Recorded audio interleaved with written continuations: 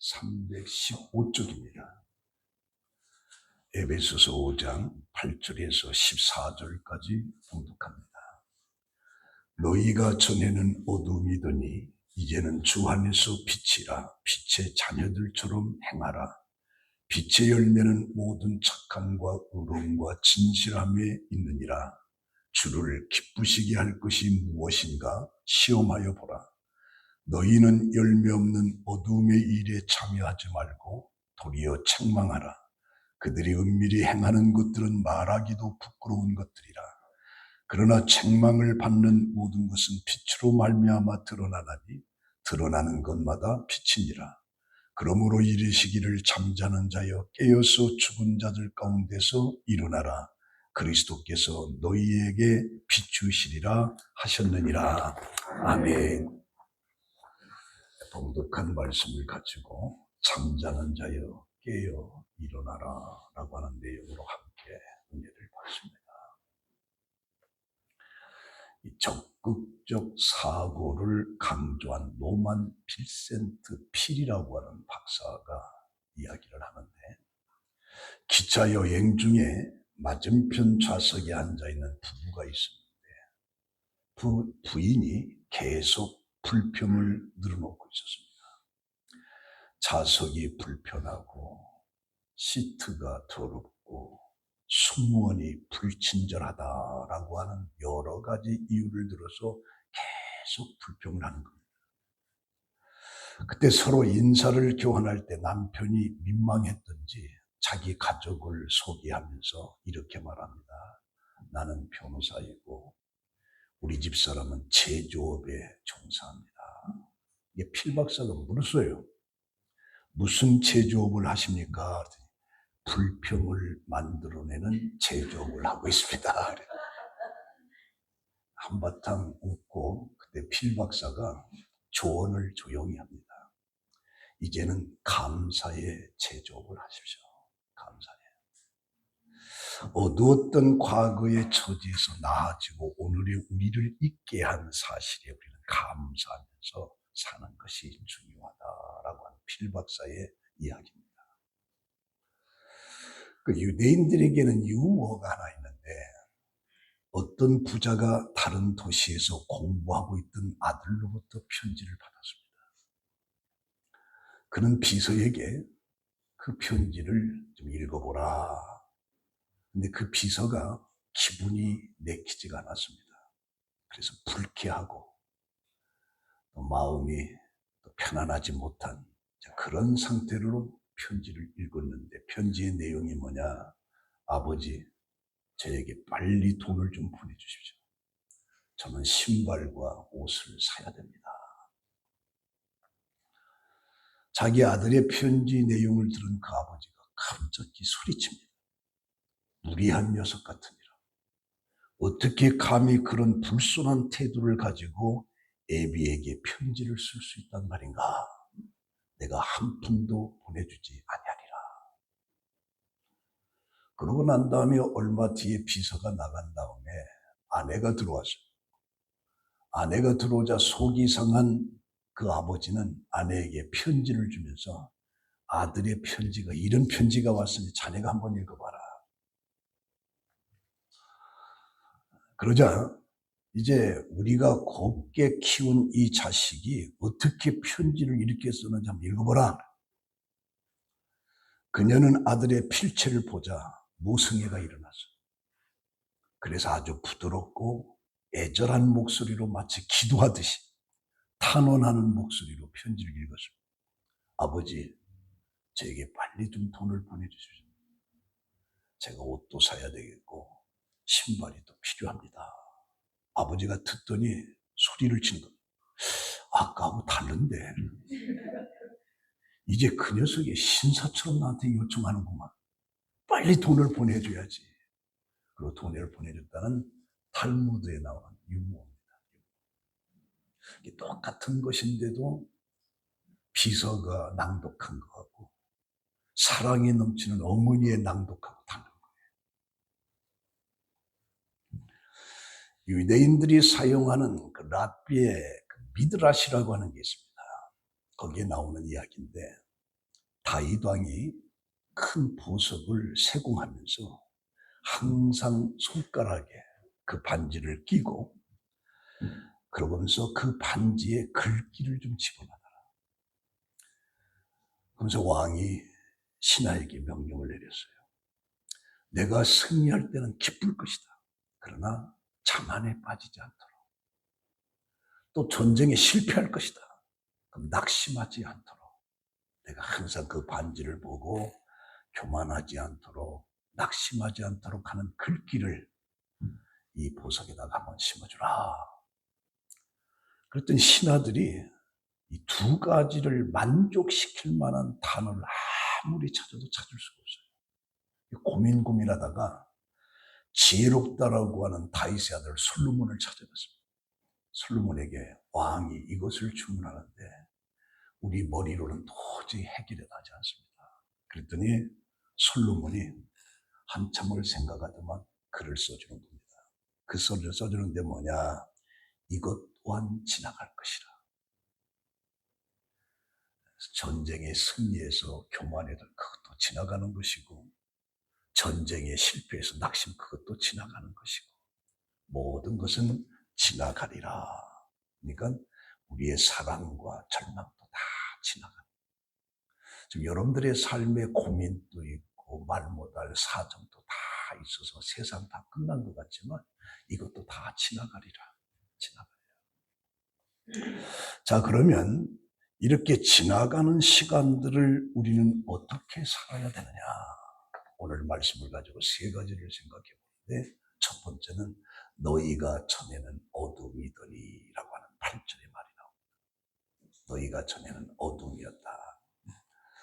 그러니까 바울은 하나님의 자녀로서 하나님을 본받는 구체적인 방법으로 부정적인 측면에서 3절에서 7절까지를 어둠에 속한 일로 얘기합니다. 그리고 이제는 빛의 자녀라고 하면서 바울은 빛과 어둠을 비교하는 거예요. 그러면서 그리스도를 영접하기 이전에는 죄악 가운데 거하던 상태. 그런데 예수 그리스도를 영접한 후에는 하나님의 자녀로서의 거룩해 살아가야 될 삶. 그래서 어둠과 빛, 그 둘로 대조를 하면서 우리에게 말씀을 해주는 겁니다. 그래서 너희가 전에는 어둠이더니 이제는 주 안에서 빛이라 그래요. 우리 존재의 본질적 변화를 요구하고 있습니다. 어둠에서 빛으로 바뀌어져야 된다는 얘기죠. 예수를 알기 전에는 우리의 삶이 어둠이었어요. 그러나 이제는 빛의 자녀들처럼 살아야 된다. 그러기 위해서는 다시 태어나야 된다. 그래서 요한복음 3장에 니고데모가 예수를 밤에 찾아오는 거죠. 밤에 찾아온 그 니고데모에게 예수님께서 진실로 진실로 내게 이르노니 사람이 거듭나지 아니하면 하나님 나라를 볼 수 없다. 새로 변화돼야 변화되지 아니하면 하나님 나라를 볼 수 없다. 그렇게 예수님께서 말씀하고 있습니다. 그래서 바울은 전과 이제, 전에는 내가 어둠 속에 살았지만 이제는 빛의 자녀로 살아야 된다라고 하는 것을 대조하는 거죠. 그래서 전과 이제는 두 시간을 나누는 기준을 예수를 받아들였으므로 예수를 받아들이기 전에는 어두운 삶이었지만 예수를 받아들인 후에는 이제 빛의 삶을 살아야 된다라고 하는 것을 강조하는 거죠. 그러니까 하나님의 자녀가 되었으니 이전에는 어둠이었지만 이제는 빛의 자녀들처럼 살아라. 바울은 말하고 있어요. 그래서 그리스도인들은 예수를 구주로 영접하게 되면 새로 태어난 겁니다. 하나님의 사람으로 태어나는 거예요. 그러므로 모든 것에서 변화가 일어납니다. 신분의 변화, 생각의 변화, 행동의 변화, 가치관의 변화를 가져오게 됩니다. 그래서 갈라디아서 2장 20절에 바울은 이렇게 말합니다. 내가 그리스도와 함께 십자가에 못 박혔다. 예수 그리스도를 영접하기 전에 어둠이었던 나는 십자가에 못 박아 죽었다. 그렇게. 이제는 내가 사는 것이 아니오 오직 내 안에 그리스도께서 사신 것이다. 예수 그리스도를 영접한 나는 이제 빛의 자녀로서 내가 사는 것이 아니라 그리스도가 내 안에서 산다. 이제 내가 육체 가운데 사는 것은 나를 사랑하사 나를 위하여 자기 자신을 버리신 하나님의 아들을 믿는 믿음 안에서 사는 것이라. 그래서 바울은 옛사람은 십자가에 죽었다고 고백합니다. 이제 내가 사는 것은 오직 내 안에 그리스도가 사는 것이라. 그렇기 때문에 예수 그리스도를 기점으로 해서 전과 후에 완전히 달라야 된다. 그래서 예수 믿는 사람은 삶이 달라야 돼요. 그래서 바울은 옛사람이 십자가에 죽었다. 옛사람이 죽었다. 이제는 예수가 내 안에서 사는 것이다. 그래서 그리스도인이라고 하는 것은 마귀에게 속한 것이 아니고 하나님께 속한 것이고, 전에는 지옥에 속한 것이었지만 이제는 천국이 우리의 소망이 되는 거예요. 거짓의 종이 아니라 진실의 종이 되는 거예요. 세상적으로 사는 것이 아니라 신앙적으로 사는 거예요. 육적인 사람이 아니라 영적인 사람이라는 거죠. 그래서 바울은 고린도후서 5장 17절에 그런즉 누구든지 그리스도 안에 있으면 새로운 피조물이라 이전 것은 지나갔으니 보가 새 것이 되었도다. 예수 그리스도를 영접하는 그 기점을 통해서 새 것이 되었도다. 이전 것은 지나갔다. 어둠 속에 있던 내 삶은 지나갔다. 예수 그리스도 새 것이 되었도다. 그렇게 말합니다. 죄와 거룩함의 중간 상태는 없습니다. 누구든지 믿는 자이거나 믿지 않는 자이거나 둘 중에 하나를 속한 거예요. 빛의 영역에 속하는 것이든 어둠의 영역에 속하는 둘 중에 하나입니다. 중간이 없어요. 중간이. 빛의 아버지께 충성을 맹세한 자는 헛되고 열매가 없는 전적으로 멸망당할 어두움의 일에 대해서 참여해서는 안 되는 거죠. 그래서 요한복음 8장 12절에 예수께서 말씀하시되 나는 세상의 빛이니 나를 따르는 자는 어두움에 다니지 아니고 생명의 빛을 따르리라. 나는 세상의 빛이라. 나를 따르는 자는 어둠에 다니지 않는다는 겁니다. 예수 믿는 사람은 어둠에 다니지 않는다는 겁니다. 생명의 빛으로.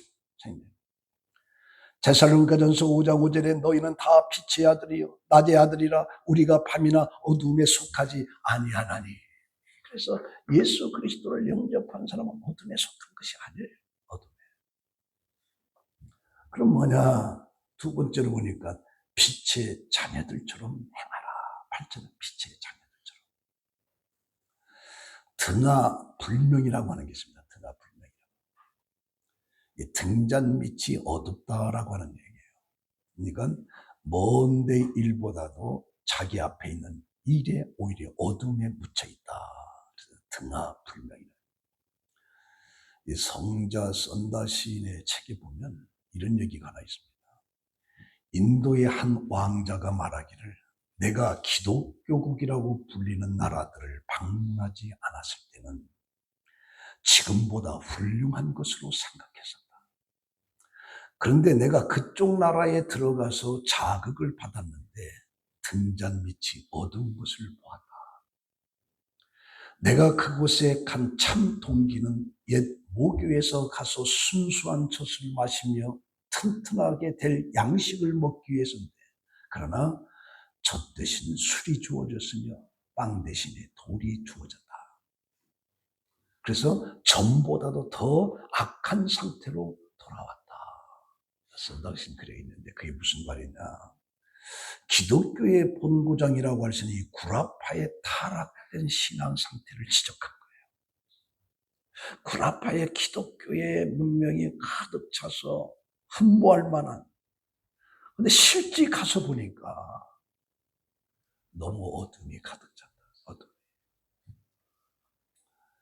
그래서 구라파에서 복음이 아시아로 들어오면서 빛된 생활을 보지 못한 거예요. 그리스도인이라고 하면 어둠을 버리고 빛의 자녀, 그 빛의 모습을 보여줘야 되는데 전혀 그렇지가 않더라고요. 기독교 국가인 구라파에 가보니까 내가 이렇게 실망이 컸다. 그래서 사실 예수님께서도 마태복음 5장 15절에 너희는 세상의 빛이라.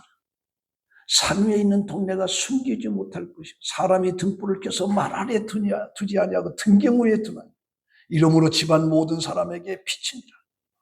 너희가 이같이 빛을 사람 앞에 비치게 하여 저희로 너희 착한 행실을 보고 하나님께 계신 너희 아버지께 영광을 돌리게 하라. 너희는 세상의 빛이라 하고서 산 위에 있는 동네가 숨기지 못하고 등불을 말 안에 두자고 등경 위에 둔다. 그러니까 이 그리스도인이라는 삶은 마치 산 위에 있는 집처럼 등경 위에 있는 등불처럼 모든 사람에게 비춰야 되는데 문제가 뭐냐? 등불을 밑에 감춰버려요. 오늘 우리 그리스도인들의 삶이 빛의 자녀로서의 모든 사람들이 볼 수 있도록 해야 되는데 그게 전혀 아니고 오히려 등대 밑에다 숨겨놓고서 이게 등불을 하죠.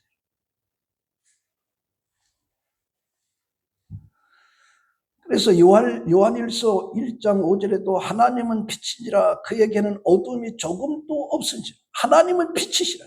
어둠이 조금도 없다. 그럼 그 하나님을 영접하는 순간부터 우리는 빛에 거하게 되고 어둠이 없어야 되는데 오히려 우리는 어둠으로 더 가득 차버렸다는 거예요.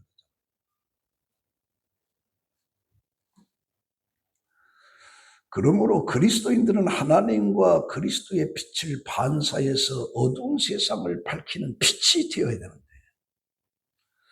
그 때문에 참된 그리스도의 세자들은 어떻게 세상 속에 은밀하게 숨어가는 것이 아니라 모든 사람들이 볼 수 있는 모든 사람들이 볼 수 있는 그 빛을 발해야 돼.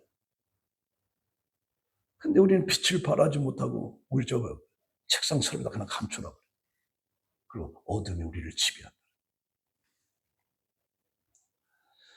어떻게 보면 우리 한국교회도 한참 1,000만 명이 넘는다라고 하는데 지금 통제 한 5, 600만밖에 안 돼요. 많은 기독교인들이 교회를 떠났습니다. 하는 사람. 물론 큰 교회는 많이 모인다고 하지만 그러나 한 3, 400명이 한국 기독교를 떠났습니다.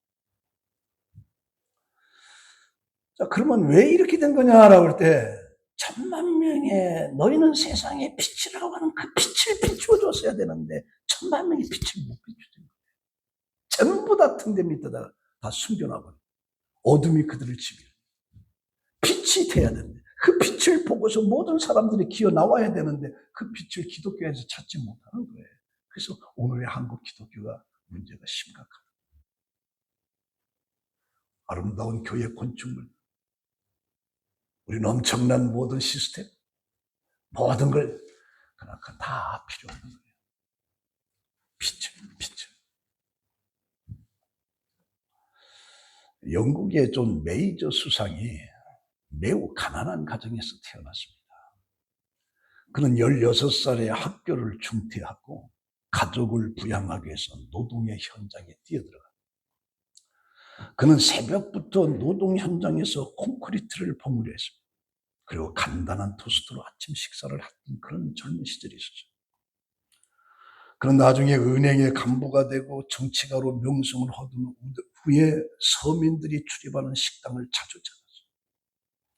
그의 집도 서민들이 살고 있는 밀집한 지역 속에서 그가 살고 있었어요. 이런 존 메이저가 수상이 된 후에 기자들로부터 고난의 세월을 어떻게 극복했느냐라고 하는 질문을 던져준 거죠. 그가 이렇게 대답합니다. 나는 그 어떤 상황에서도 비관적인 생각을 가져보지 않았습니다. 항상 소망을 가지고 일하면 부정적인 생각이 사라집니다. 하늘은 표정이 밝고 긍정적인 사고를 가진 사람에게 복을 줍니다. 염세적이고 부정적인 생각은 행복을 갈아먹는 존벌레와 같습니다. 빛의 자녀들은 늘 소망을 가져야 됩니다. 오늘 우리 그리스도인들의 모습이 바로 이런 모습이 돼야 돼요. 이런 모습이. 절망 속에서도 항상 긍정적으로 희망을 생각하며 소망을 생각하면서 살아가는 그 빛된 내용, 이게 바로 빛의 사람들의 삶이다. 예수 믿는 사람이 코가 쑥 빠져가지고 염세적이고 부정적이고 어두운 그늘 헤매는 것처럼 그런 모습을 보여줄 때 세상이 우리를 어떻게 보겠느냐는 등경 위에 등불을. 다카스코라고 하는 일본 사람이 있었는데 그는 일본 경도 제대의 법관을 졸업을 했고 그리고 의과대학도 졸업을 했습니다. 근데 그는 철저한 불교인이었어요. 근데 1965년 이 디카스코는 대구 계명대학에 와서 이런 감정을 하면서 눈물을 흘렸습니다. 이 대구의 개명대에 와서 눈물을 흘렸습니다. 그는 슈바이처 생애의 감명을 받고 아프리카로 들어가서 슈바이처를 도왔습니다. 근데 그는 철저한 불교인이었죠.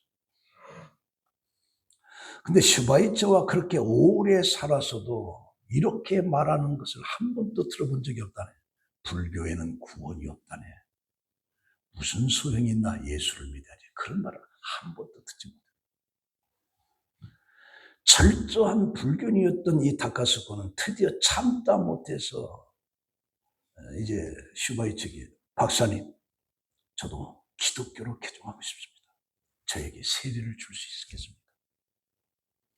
그때서야 비로소 슈바이처가 다카스코에 세례를 베풀어 줬다. 그러니까 슈바이처는 다카스코에게 말로 전도 한 번 안 했어도 행동 자체가 전도이다. 네가 믿는 불교는 잘못된 거야. 구원이 없어. 그런 말을 한마디도 안 했는데 슈바이처의 삶의 모습이 이 다카스코라요.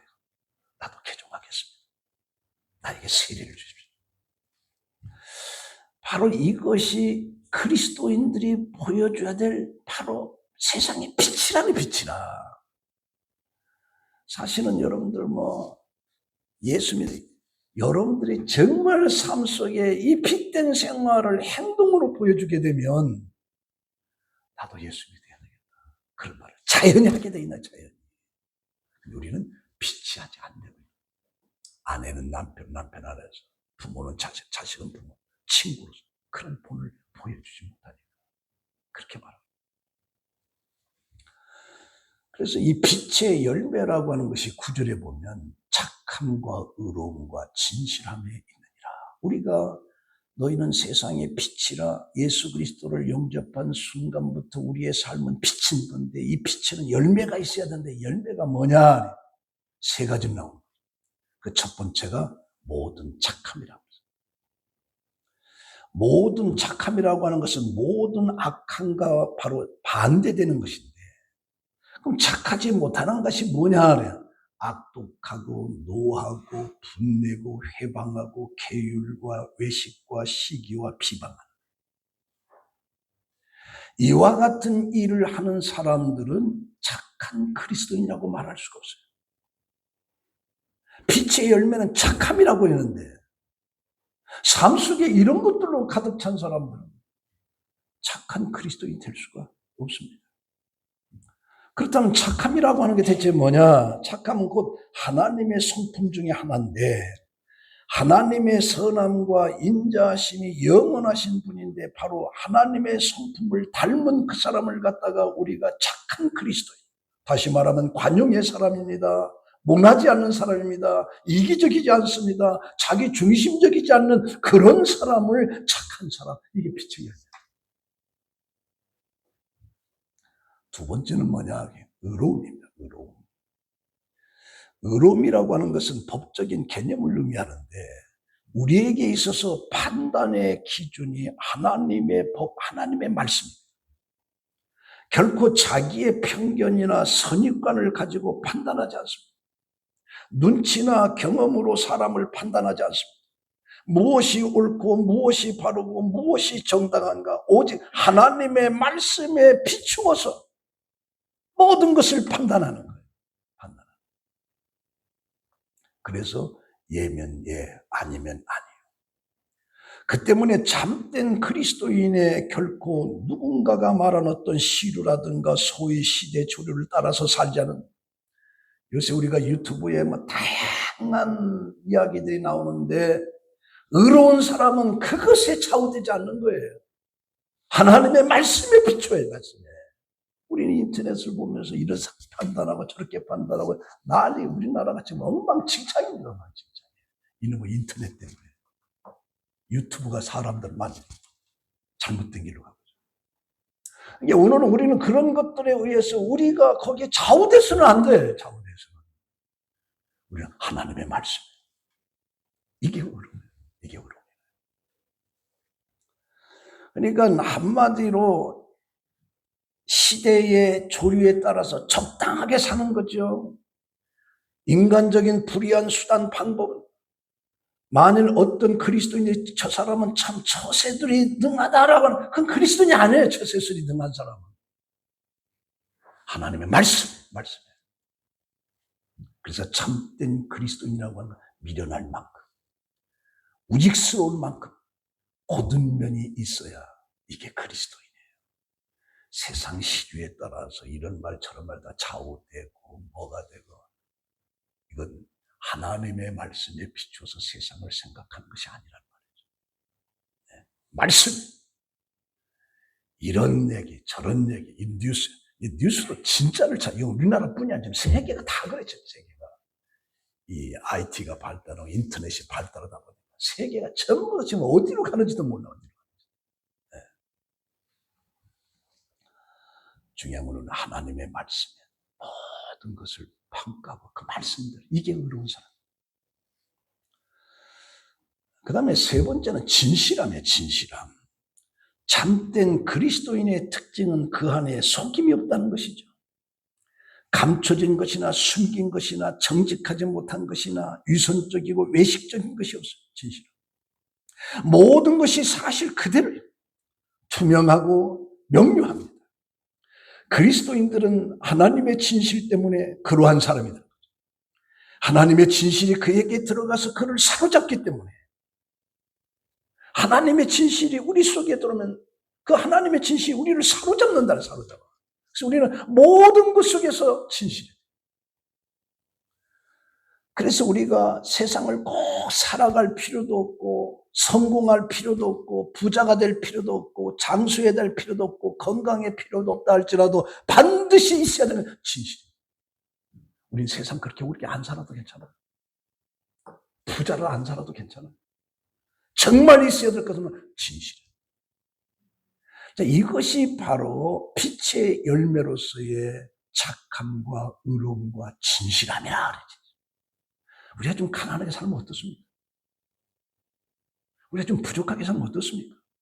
그러나 있어야 될 건 진실이에요. 진실. 그 다음에 마지막으로 10절에 보니까 주를 기쁘시게 할 것이 무엇인가? 하나님을 기쁘시게 할 것이 무엇인가?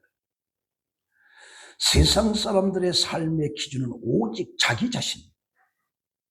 자기 자신이라고 하는 것은 육신의 욕구의 충족입니다. 알든 모르든 자기 육신의 욕구를 만족시키면서 살아가는 것이 세상 사람들의 삶의 기준이에요. 전부 다 내가 기뻐야 돼, 내가. 그러나 그리스도인들은 하나님을 기쁘시고, 나를 기쁘게 하는 것이 하나님. 나는 십자가에 져도 괜찮아. 나는 고난받아도, 나는 짓밟혀도 괜찮아. 오직 그리스도.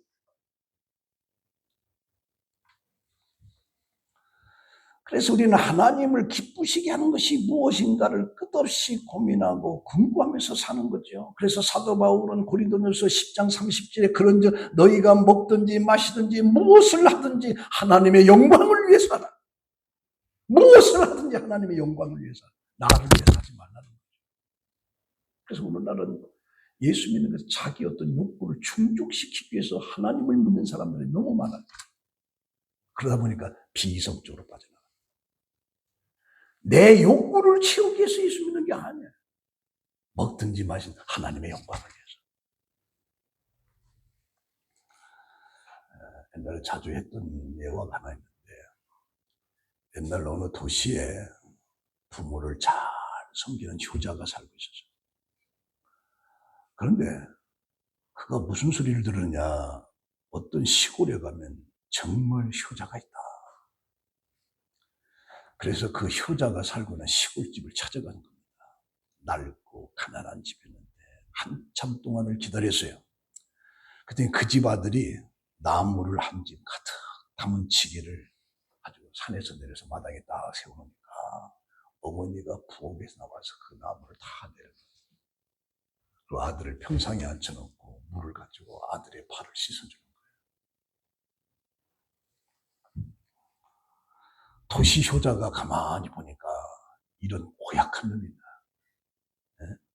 효자라고 이름난 사람이 어머니가 짐을 내리는데도 가만히 있고 어머니가 발을 씻어주는데도 가만히 씻으라고 있는 이런 고약한, 이게 무슨 효자냐. 그래서 그 도시 효자가 그 시골 효자한테 말합니다. 당신 내가 효자라고 하는 말을 들었는데 이제 보니까 고약한 사람이다. 나이 드신 어머니를 이렇게 부려먹는 법이 어디가 있느냐. 그러자 시골 효자가 뭐라고 하냐면 나는 내가 효자인지 아닌지는 모릅니다. 그러나 우리 어머니가 내 짐을 받쳐서 내려주고 어머니가 내 발을 씻기는 것을 그렇게 좋아하십니다. 그래서 나는 어머니가 좋아하는 일을 하는 것뿐이지 내가 좋아하는 일이 아닙니다. 이 말을 들은 도시 효자가 충격을 받습니다. 자기는 어머니에게 효도를 한다고 해서 어머니에게 한 번 효도를 한다고 다 했는데 어머니가 한 번도 웃어본 일이 없다는 거예요. 왜? 자기 중심에 다 있기 때문에. 어머니 중심에 효를 해야 된다. 자기 중심에. 자기가 고기 좋아하니까 고기 먹으러 가자. 고기 밥상 덜 차려요.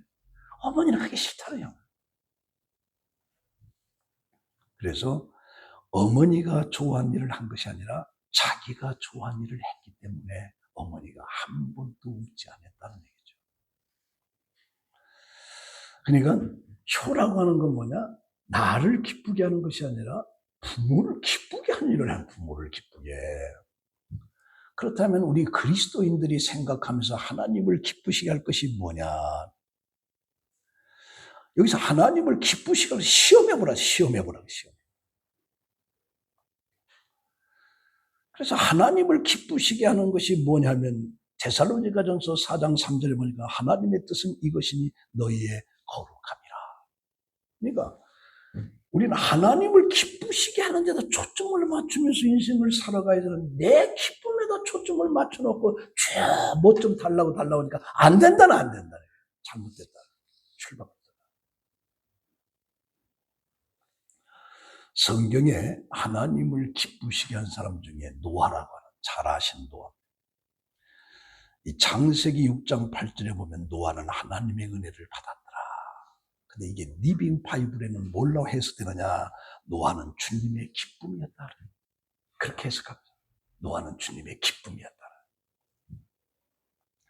그러니까 노아는 하나님을 전적으로 신뢰했다는 얘기죠. 그래서 히브리서 11장 7절에 보면 믿음으로 노아는 아직 보이지 않는 일에 경고하심을 받아 경외함으로 방주를 준비하여 그 집을 구하였으니 노아는 하나님의 말씀대로 순종한다. 이것이 하나님을 기쁘시게 한 거예요. 그러니까 창세기 6장 20절에 노아와 그와 같이 하나님이 자기에게 명하신 대로 다 준행했더라. 하나님 말씀에 철저해. 이게 하나님을 기쁘시게 하는 거예요. 하나님을. 그래서 바울은 10절에 주께 기쁘시게 할 것이 무엇인가 시험하여 보라. 로마서 12장 2절에 너희는 이 세대를 본받지 말고 오직 마음을 새롭게 함으로 변화를 받아 하나님의 선하시고 기뻐하신 뜻이 무엇인지 분별하도록 하라. 무엇인가 시험하여 보라 라고 하는 이 말은 주님을 기쁘시게 하는 일이 무엇인지 좀 깊이 생각하고 분별하고 행하라는 거죠. 주님이 기뻐하시는지 좀 생각하고 하라는 거죠. 어때요? 여러분들은 하나님을 기쁘시게 하기 위해서 세상을 살아가죠? 네? 아멘이 힘이 하나도 없어요. 왜? 나를 기쁘게 하는 데 초점을 맞췄기 때문에. 그래서 11절에 보면 너희는 열매 없는 어두움의 일에 참여하지 말고 도리어 책망하라. 그럼 어둠의 일이라고 하는 게 뭐냐? 3절에 4절. 음행과 옹과 더러운 것, 탐욕, 누추음과 어리석은 말, 우상숭배를 갖다 전부 다 가리켜. 어둠의 일이라. 성경은 이러한 어두움에 참여하는 자가 되지 말라고 분명하게 말하고 있습니다. 어둠의 일이라고 하는 것은 모든 사탄의 지배를 받는 거죠. 사도 바울은 어둠의 일이라고 하는 특징이 뭐냐? 열매 없는 것들로 나타나요. 빛이 있어야 나무들이 그 빛을 받으면서 열매를 맺는데 빛이 없는 곳에 나무를 100번 심어놔도 그 나무는 열매를 맺을 수가 없어요. 빛의 열매를 맺을 수. 빛 대신 예수 그리스도가 내 삶을 지배할 때 그때 우리는 열매를 맺을 수가 있다. 자, 오늘 이 말씀에 우리 결론을 맺습니다. 어느 보험사에서 다른 사람을 기쁘게 하는 것이 과연 얼마나 자기 자신에게 도움이 되는지를 조사를 했어요. 그 결과 가정에서 아내가 남편을 기쁘게 하면, 여러분들 정말 남편을 기쁘게 하죠? 대답이에요. 남편 없는 사람 얘기 안 해도 되고. 네, 아내가 남편을 기쁘게 하면 남편의 사고율이 감소되고 직장에서도 일을 잘해서 승진하게 되고, 그리고 다른 가정보다 빨리 집을 장만한대. 그리고 수명이 5년 이상이 연장된답니다.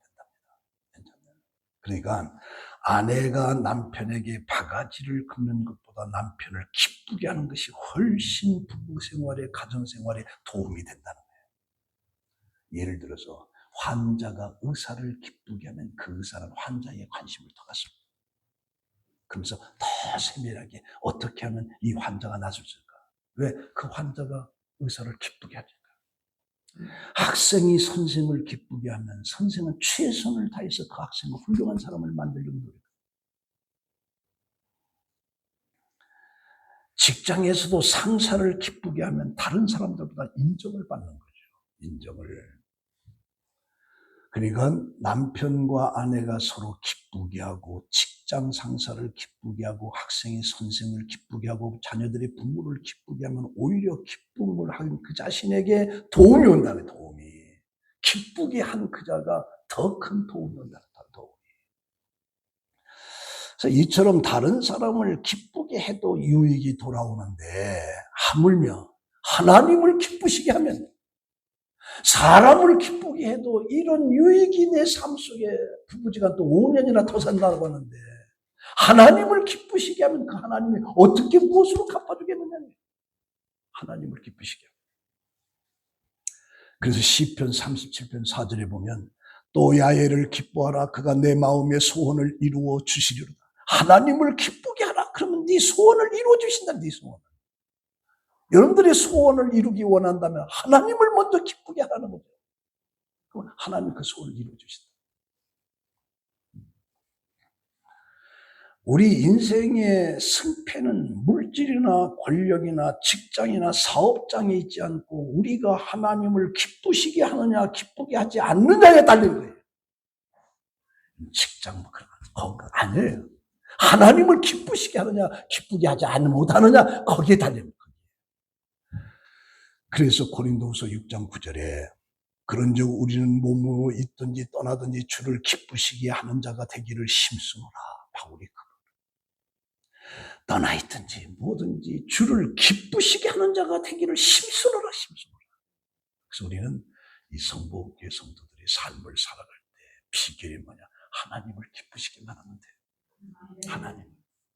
그래서 여러분들은 하나님을 기쁘시게 함으로 기쁨을 받은 그 하나님 여러분들을 보호하시고 인도하시고 넘치도록 채워주는 그런 축복의 삶을 사시기를 예수의 이름으로 축원합니다. 기도하겠습니다. 하나님 감사합니다. 오늘 이 말씀에 예수 믿기 전에는 내가 어두움에 속했지만 예수 그리스도를 영접한 후에는 빛에 거한다. 빛에 거한다라고 하는 것은 한마디로 하나님을 기쁘시게 한다. 나를 기쁘게 하는 것이 아니라 하나님을 기쁘시게 한다. 우리는 하나님을 기쁘시게 하는 데도 초점을 맞추면서 하나님을 기쁘시게 함으로 하나님이 주시는 모든 복을 누리면서 사는 우리 성도들이 되게 하여 주시옵소서. 예수님의 이름으로 기도합니다. 아멘.